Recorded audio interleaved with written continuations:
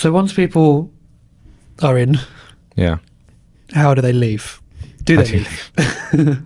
What are the exit strategies of being a tutor? Because It can be quite difficult because when you've got, like, it's very, very difficult to leave halfway through an academic year because like emotionally, I think, and also because you'll have parents going, oh, like you'll definitely have like complaints if you were to do that.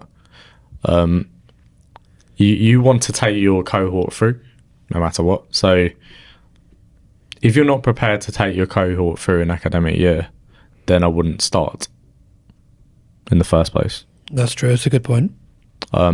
Just because you feel sort of obligated. Yeah, when I first joined here,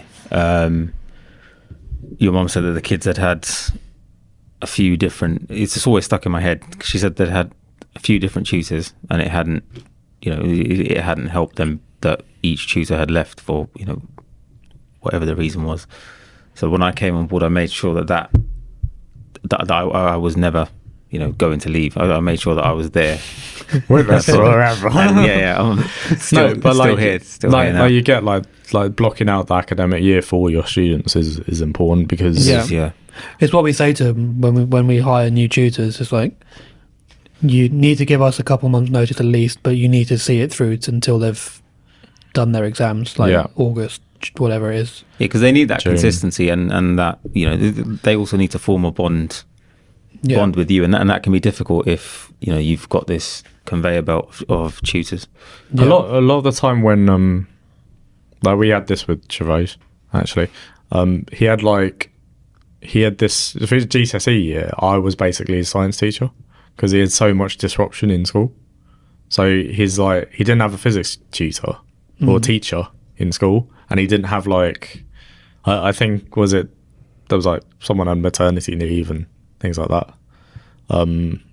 So he didn't have like a consistent teacher. So I was like the most consistent academic presence, and you too, in maths. So he didn't have a lot of kids lack consistency. Yeah, it's again really overlooked how important consistency is. Yeah.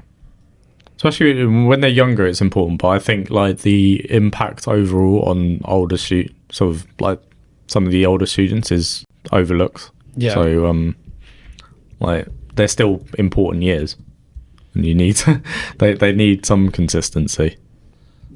How many times have you heard of like a student having one teacher one year and they really enjoy that teaching, and then their teacher changes, and then they have quite a bad time with it?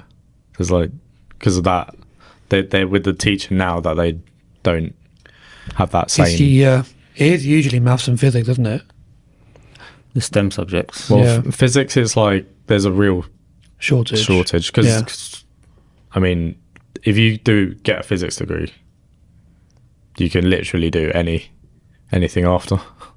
Like in terms of if you wanted to go into like data science, it's pretty common for like my friend who he did a PhD in theoretical particle physics, and all of his friends who they didn't go into physics, they went into data science and that kind of thing because it's quite an easy transition.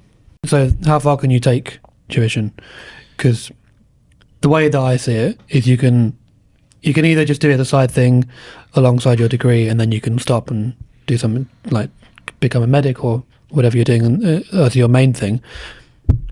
You could continue tutoring even alongside that, or you could take it to the level that we've taken it to. Yeah. Or you can go further. Like you can set up your own centres and you can leave it at one centre, or you can leave it running 2 or 3, or you could do what we're going to be trying to do is franchise the model and like have centres around the country, around the world. Yeah. So there's like a really big scope for what you could do, right?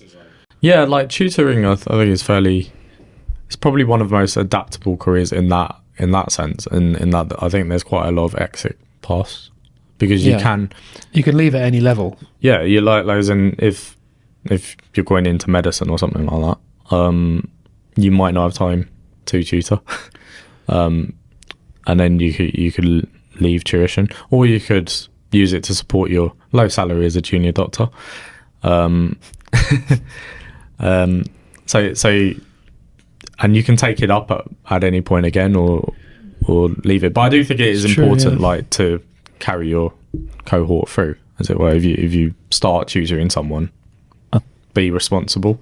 I think for that particular path, which one? Sorry. In terms of setting up more than one centre. Yeah. But probably overall, anyway, for being a tutor, something you're probably good at is having strong organisational skills. Like, I think, whereas like I don't particularly, but I think you do need strong organisational skills to do like, that, to manage. There's a lot going on, isn't there? Yeah, to be able to manage everything. Yeah. So I think that's something to consider. Like, if you're maybe someone who's not very well organised, then that's where going into that's where going into a centre would help, right? Because you're not the one doing the organising. You're just like, okay, I've got to turn up here from 5 to 7. Yeah, and then that's it. You're outsourcing the organisation stuff to people like us, right? Yeah. The more students you have, the more difficult it is organisationally, isn't it? Because you've got to manage more people's time. Yeah. So even if you're an sort of private tutor, like not affiliated with a centre, if you have a large roll of students, like, you will feel there is a lot of organising. Yeah, I think the advantage of running a business or having a centre or something is that you can obviously build up an asset, because your clients on your role, that becomes worth something. Yeah. It's a bit like setting up an accountancy firm or something like that, and then having a roll of clients which you can then sell to your next to the people who take over, like new management. There's sort of quite a lot of potential if you run a centre to actually utilise that. But if we go down the franchise route, there's even more that you can sell at that point. That's if you're the franchisor. Yeah. But like we said, if you want to outsource your managing of your tutoring hours, you go to a centre. If you want to outsource your processes as a centre, then you would become a franchisee. Yeah. Because all the processes are laid out, right? All the systems are laid out. Yeah. It's like you pick it up and you just sort of open and everything's sort of ready to go, right? But then even in that instance, if you're a franchisee and you're utilising someone's model, what you build up in your centre or whatever still becomes... It's still your own asset. Yeah. So, for some people, they rely on their retirement to like sell their franchise that they've bought for more money than they bought it for. So, yeah, I guess if you do it's still your own business. It's still the more you build it up and the better you make it, the more valuable it's going to be. Yeah. So I think that's kind of like that's like the high level exit plan. Yeah. But for the majority of tutors, it probably isn't how they generally exit. It's generally because there's other commitments in life that get in the way of tuition. Like, it can be very antisocial in terms of the hours that you work, and I think a lot of people aren't prepared to do that. But if you're doing it how we're doing it, in terms of like going down this franchise route and that sort of thing, it's antisocial in the short term, because in the long term we're not going to be running 7-8 hour days ourselves. That would be managed by somebody else, wouldn't it? Well, you'd be working at probably different times as well, because you would still have long days, but the tasks might be different. But the tasks wouldn't necessarily need to be done in the antisocial hours, is what I mean. Yeah. Yes. Yeah. No, yeah. Like, a lot of it could be done from home or from another office, or You can set up a completely online tutoring business as well. I mean, I feel like your client base is less sticky. I don't get it. So as in What do you mean? like the people become invested in the tuition centre. So like people actually enjoy coming here. So it's like and brand seeing loyalty you type face to face. thing. Yeah. I think face to face is better anyway. Yeah, but online tuition is less sticky in that regard because you have many of the advantages of remote working, but you get all the disadvantages too. If you are doing it online, like think about how many overheads we have to run somewhere physical like this. All the little things you have to think about. Yeah, no, it's very attractive. So I constantly think about that. yeah, Like, but I do think from having to do online during lockdown, I do think face to face is just better. Yeah, it's superior. much better.